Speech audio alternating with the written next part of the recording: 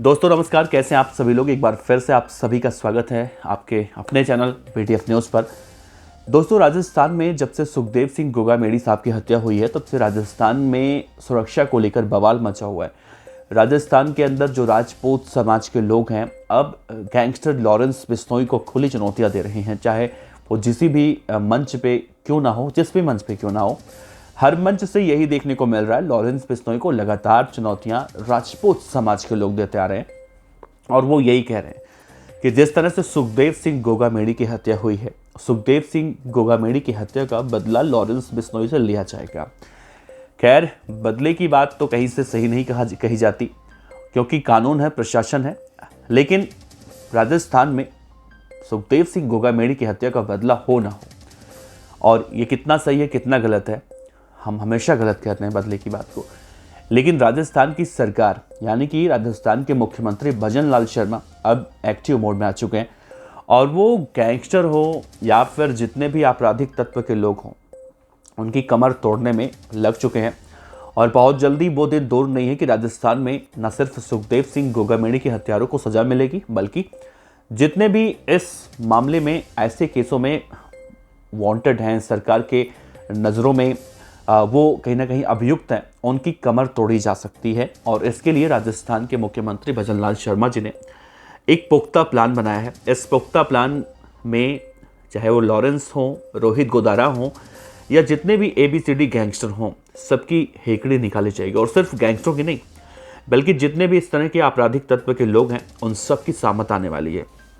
तो आज के इस वीडियो में हम आपको पूरी कहानी बताएंगे, सुखदेव सिंह गोगामेड़ी के केस में दरअसल क्या कुछ हो रहा है और राजस्थान के मुख्यमंत्री भजन लाल शर्मा अब क्या कुछ नया करने वाले हैं। तो इस वीडियो के अंत तक बने रहिएगा। नमस्कार, मेरा नाम है देवनाथ पांडे और आप देख रहे हैं रोजाना की तरह PDF न्यूज़ की क्राइम सीरीज खलनायक, जिसमें हम आपको सुनाते हैं अपराध की दुनिया की कहानियाँ, खबरें।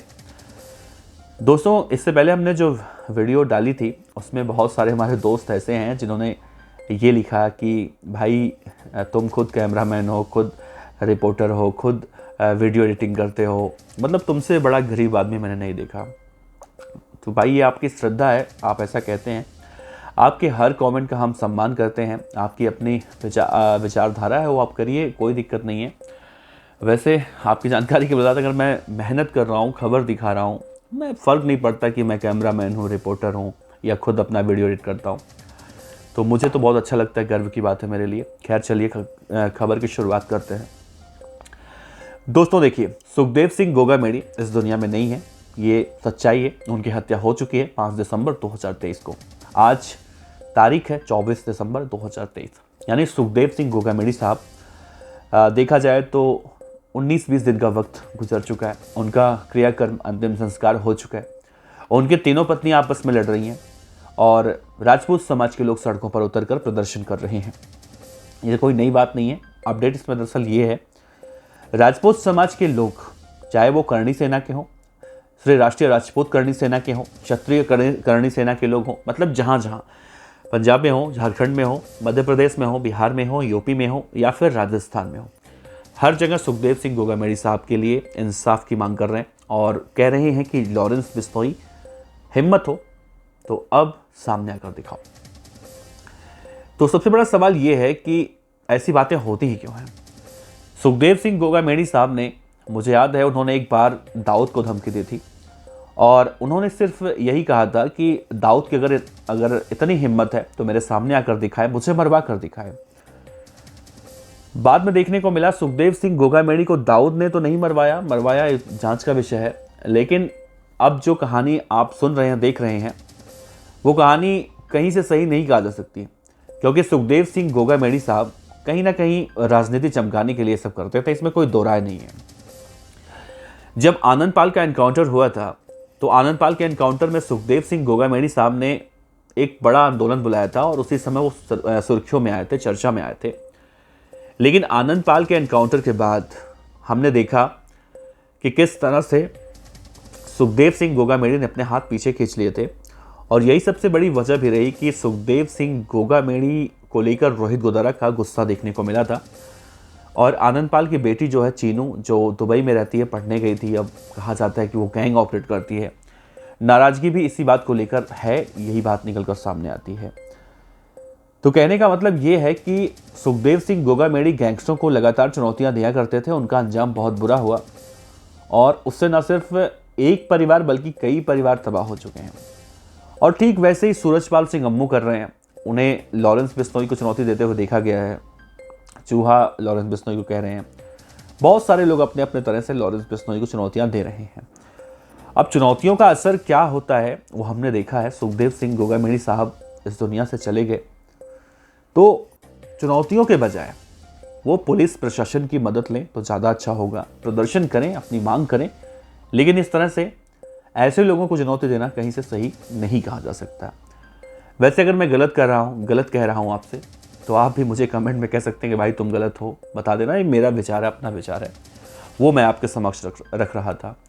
खैर, आगे हम आपको अब खबर के बारे में बताते हैं कि राजस्थान में भजन लाल शर्मा जो मुख्यमंत्री हैं वो क्या कुछ करने वाले हैं। देखिए, राजस्थान में नई सरकार तो बन चुकी है। मुख्यमंत्री भजन लाल शर्मा अपराध नियंत्रण कानून व्यवस्था को लेकर अब पूरी तरह से सख्त हो चुके हैं। 15 दिसंबर को जब राजस्थान में मुख्यमंत्री पद की शपथ ग्रहण हुई, इस कार्यक्रम के बाद भजन लाल शर्मा ने, जो वहाँ के पुलिस महानिदेशक हैं उमेश मिश्रा जी, उन्हें पेपर लीक के रोकथाम और जितने गंभीर आपराधिक घटनाओं को अंजाम देने वाले जो संगठित गैंग हैं उन पर साफ तौर से लगाम लगाने के निर्देश वो दे चुके हैं।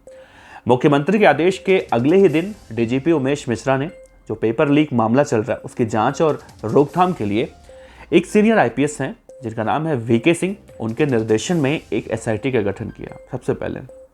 और इसके साथ ही गैंग्स और गैंगस्टर के खात्मे के लिए एंटी गैंगस्टर टास्क फोर्स का गठन किया था। ये टास्क फोर्स दरअसल प्रदेश के दबंग आईपीएस ऑफिसर दिनेश एमएन के निर्देशन में बनाया गया है। 22 दिसंबर को मुख्यमंत्री भजन लाल शर्मा ने पुलिस अधिकारियों की बैठक जब बुलाई थी और इसी बैठक में अपराधियों इन सब पर लगाम लगाने के बहुत ही सख्त निर्देश दिए गए हैं। डीजीपी मिश्रा ने गैंगस्टर टास्क फोर्स को जो देखा है, पुलिस महकमे के कड़क ऑफिसर और अन्य पुलिसकर्मी जो होते हैं ना, उनको इसमें नियुक्त किया गया। और इस टास्क फोर्स में 2 एसपी हैं और जिनके नाम है राजेश मीना, करण शर्मा। इसी के साथ 3 एडिशनल एसीपी विद्या प्रकाश, सिद्धांत शर्मा और नरोत्तम लाल वर्मा की जो नियुक्ति इसमें की गई है। एसपी करण शर्मा और एडिशनल एसपी विद्या प्रकाश दरअसल पहले गैंगस्टर आनंदपाल सिंह के एनकाउंटर की टीम थी जो उसमें मुख्य किरदार कहे जाते हैं। एडिशनल एसपी सिद्धांत शर्मा भी कुख्यात बदमाश पपला गुर्जर को गिरफ्तार करने वाली टीम में बहुत ही मुख्य भूमिका निभा चुके थे। इस टीम को एक बार फिर से एडीजी क्राइम दिनेश एमएन की अगुवाई में गैंग्स और गैंगस्टर द्वारा किए जाने वाले अपराधों को खत्म करने का एक तरह से कहें टास्क दिया गया है तो गलत नहीं होगा। और कई इंस्पेक्टर जैसे Mohanlal, sub inspector Mukesh Verma, sub inspector Narendra Singh, ASI Dondi Ram, ASI Banwari Lal, मतलब ऐसे कई नाम हैं जो एसएचओ और सब इंस्पेक्टर लेवल के, हेड कांस्टेबल लेवल के हैं। तो एक पूरी टीम बनाई गई है और ये टीम अब ठीक वैसे ही काम करेगी जैसे आनंदपाल के गैंग को खत्म करने के लिए राजस्थान की पुलिस ने कमर कसी थी, या पपला गुर्जर जो बहुत ही दुर्दांत गैंगस्टर था, बहुत ही खतरनाक गैंगस्टर था, फिलहाल वो जेल में बंद है।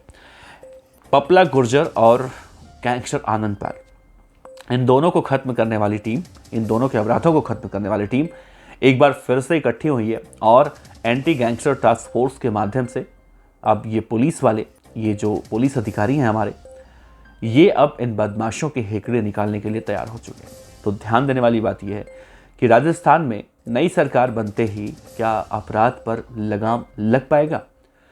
अभी तक तो यही कहा जा रहा है, आगे देखना होगा। लेकिन अभी तक हम ट्रैक रिकॉर्ड को अगर देखें तो ये वही सब पुलिस ऑफिसर हैं जिन्होंने राजस्थान से अगर ये कहा जाए कि अपराध को खत्म किया था तो शायद गलत नहीं होगा। तो इसमें भी हम कहेंगे कि बहुत जल्दी राजस्थान अपराध मुक्त राज्य खासतौर से गैंगस्टरों को लेकर बन जाएगा।